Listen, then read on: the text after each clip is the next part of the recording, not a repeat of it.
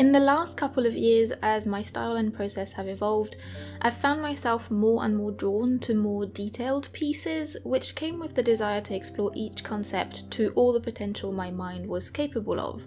So here's what my creation process when working on a big painting looks like these days.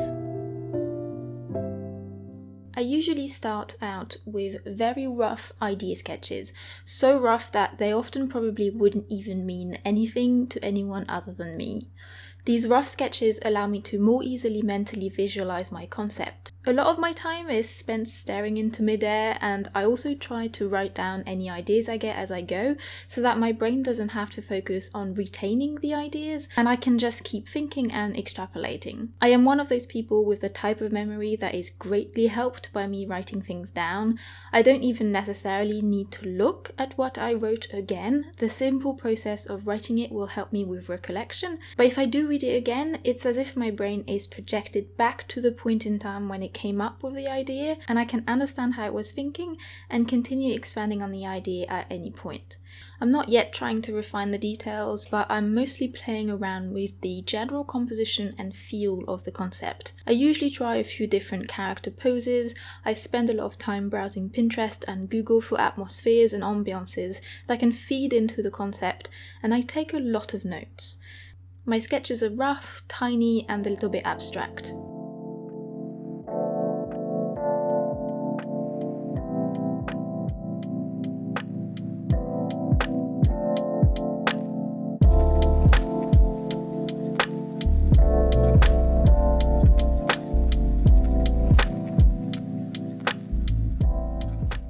Every so often, I will try doing some small thumbnails, tiny sketches that very roughly mimic what the final piece might look like, and allow me to try different options and visualize various iterations.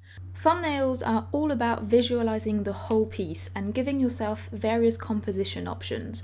I'll often already have an idea of what I want my piece to look like, but depending on how strongly I feel about that initial vision, I might attempt some thumbnails to see whether something else clicks better or not. In the case of the paintings in this video, I had a pretty solid initial vision for one of them and didn't really attempt to change it, as the big lines of it felt right from the get-go.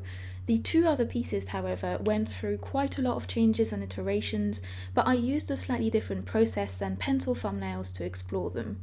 While I usually prefer working in my sketchbook for thumbnails because I'm most comfortable working traditionally, I decided to create my rough drafts digitally this time. I used Procreate on my iPad to create very rough, photo-bashed mock-ups of my pieces, as well as to refine character poses and details.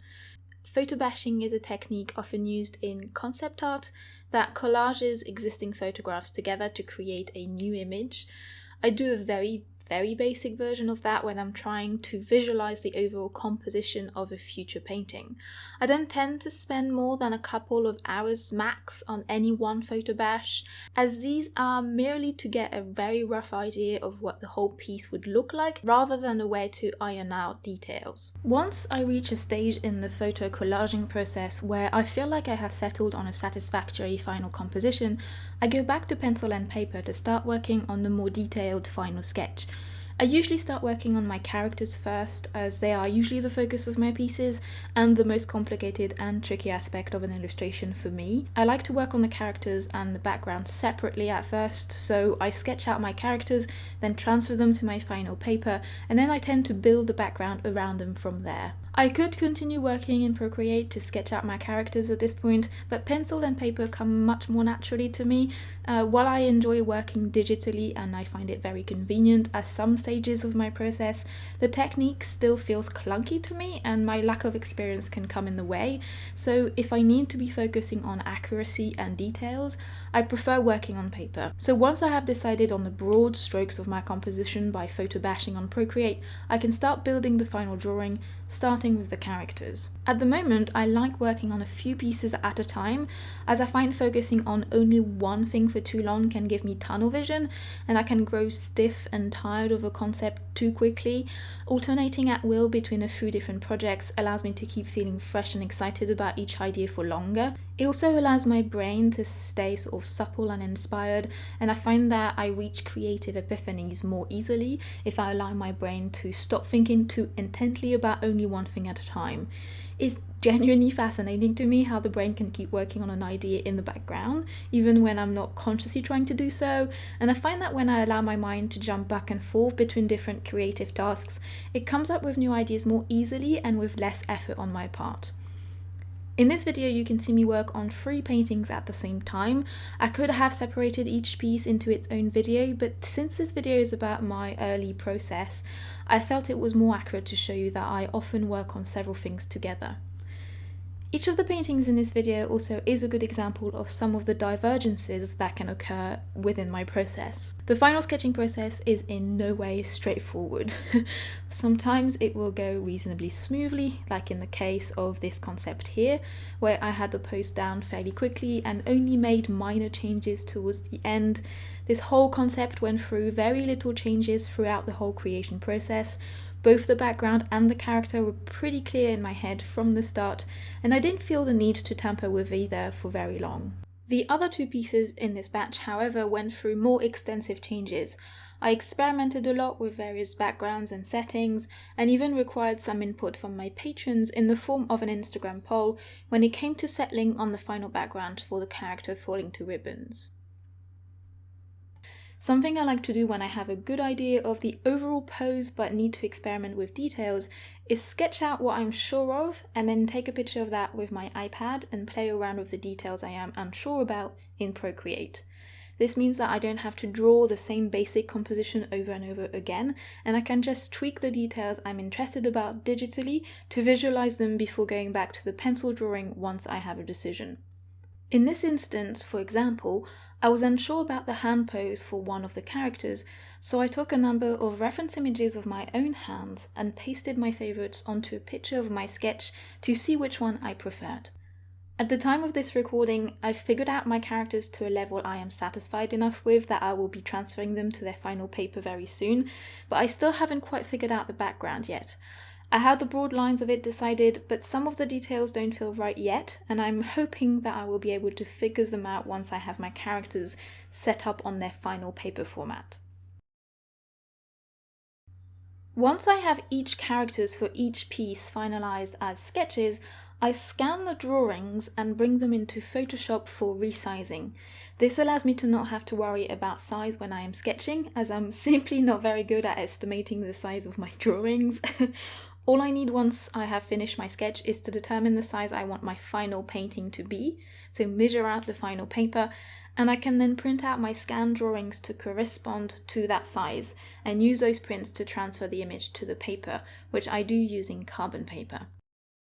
So I can't show you the finished product for each piece yet, as I haven't even started painting them, and each will take me a good few days, I reckon, but this is a pretty comprehensive overview of my current creative process up until I get to the final sketch. Once each sketch is transferred, I will need to finalize the details and draw the backgrounds around the characters, and then I can potentially start painting. I may or may not do some color comps, which are small versions of the paintings painted using different color schemes and value ranges to settle on a final look and color palette, but this is not a consistent step in my process yet, and I tend to decide on whether to do it or not at the last minute, depending on how confident I feel about painting the final piece. I will include any future steps I take in creating these pieces in the video that will feature each painting once it is done, but for now, this is where I am at with these. I hope you enjoyed this video. If it has by any luck gotten you fired up and inspired to create your own pieces, but you aren't too sure how to start or are feeling in a rut, may I recommend a class from this week's sponsor, Skillshare. Skillshare has a number of videos relating to the topic of creativity and inspiration, as a lot of Skillshare teachers are artists themselves, and those topics are relevant for all of us no matter our skill level or experience. And one in particular that I personally find really lovely, and that was created by a fellow YouTube artist too, is the Scientific Method for Artists by the wonderful Kendyll Hillegas. I'm hoping I'm pronouncing her name right. Kendyll goes through a number of steps to help you find what clicks for you, what lights your creative fire, and can keep you going on your art path. If you'd like to check that course out, make sure to click the link in my description. The first 1,000 of you to click the link will get 30% off a Skillshare Premium annual membership, so you can explore both the video I recommended as well as the rest of their video library for a whole year. The discount is available to anyone interested in exploring their creativity, including anyone who may have already tried a free trial in the past. As an online learning community, Skillshare offers thousands of classes on a huge variety of subjects, ranging from productivity, video editing, social media marketing, fine art, illustration, self-development, plants, cooking, you name it. The classes are structured in a way that makes it easy to dive in and out of them and foster a sense of community with projects and discussions. If that sounds like something that could help you in your quest to develop and improve your creative practice, then I definitely recommend clicking on the link in my description. It also really supports this channel. Thank you ever so much to all of you who watched this video.